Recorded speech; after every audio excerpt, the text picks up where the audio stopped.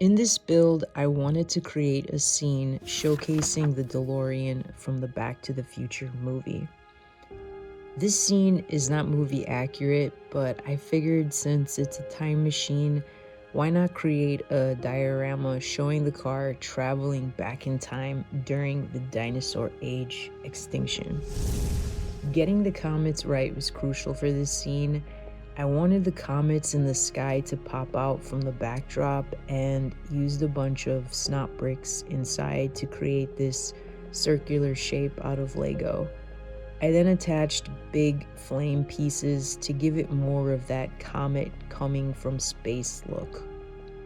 I also used bracket pieces to connect it to the backdrop while also making it appear like it's popping out to give it a 3D look. To make it look like there's more comets coming down in the distance, I used a lot of 1x4 dark red plates with translucent red studs to make it look like streaks of fire in the distance. Making the sky look like it's on fire was pretty challenging. To create that fire look, I used a combination of orange, red, yellow tile pieces. I went with a black sky to give it more of a doomsday look, which really make the fire colors pop. As for adding more detail to the backdrop, I included the volcano and mountains, keeping it simple with the use of a bunch of wedged plates and just layered it for texture. As for the DeLorean from the Back to the Future movie, this is an official LEGO Speed Champion car, and I wanted to showcase it flying in the air. To achieve that look, I used a series of clear big panel window pieces and just stacked them to give the car height in the air. Moving on to the terrain, I really wanted to practice getting better at making trees, so I experimented with different designs and heights. This tree is a fairly simple design using Technic connectors for the trunk, and to make it more visually interesting, I used the Indiana Jones whip accessory to make it look like the trunk has this vine wrapping around it. I then experimented with using different parts for leaves. I really like this leaf piece, but I have a small quantity in my collection of this specific leaf element, which led to a smaller tree. Moving on to the next tree, which is the pine tree. This tree is very parts intensive, but I was lucky enough to find this specific leaf element on the Lego Pick-a-Brick wall and bought a whole bunch in the dark green and bright green color and was able to make a pine tree in both colors. I placed two close together to kind of create this pathway in the forest and have a third tree placed on the other side of the river. This next tree is great if you don't have any small leaf pieces and just uses a combination of the small and large tree branch piece with the branches facing downward.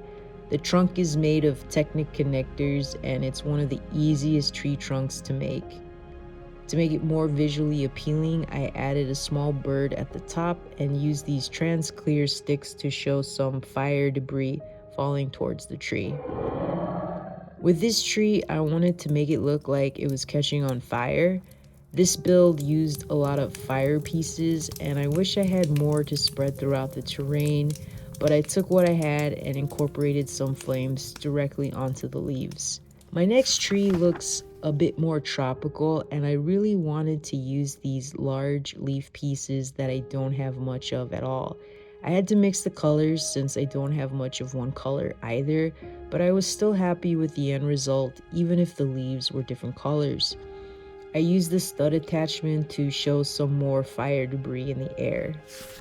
This next tree is great if you have a lot of small leaf pieces. You can really create a bushy looking tree. It is really heavy and not as stable, but I think it turned out to be the prettiest and probably the tree with the most parts usage. No dinosaur terrain could be complete without some small river, and I felt like it really gave the terrain that extra bit of color.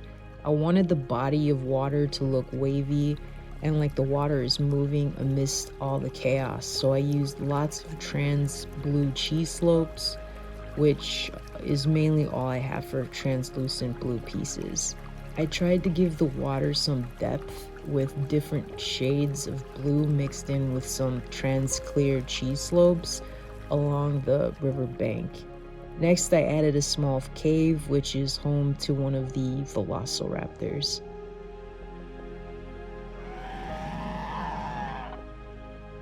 And just for visual interest, I spiced up the terrain with some patches of grass, bushes, and different flowers spread throughout. And of course, the main attraction of this build are the dinosaurs, which I have the velociraptors running down this pathway trying to get away from the comets. I have the Titanosaurus staring up at the sky looking at the comets. I think she looks more curious than scared. And here I have the T-Rex wanting to attack the flying Delorean. We have Marty McFly and Dr. Emmett Brown inside the car, panicking with a comet about to hit them if they don't get out of the way.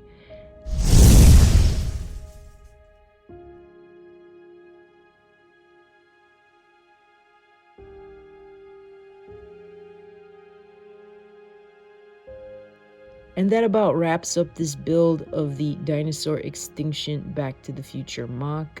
Thanks for watching and stay tuned for more future MOCs.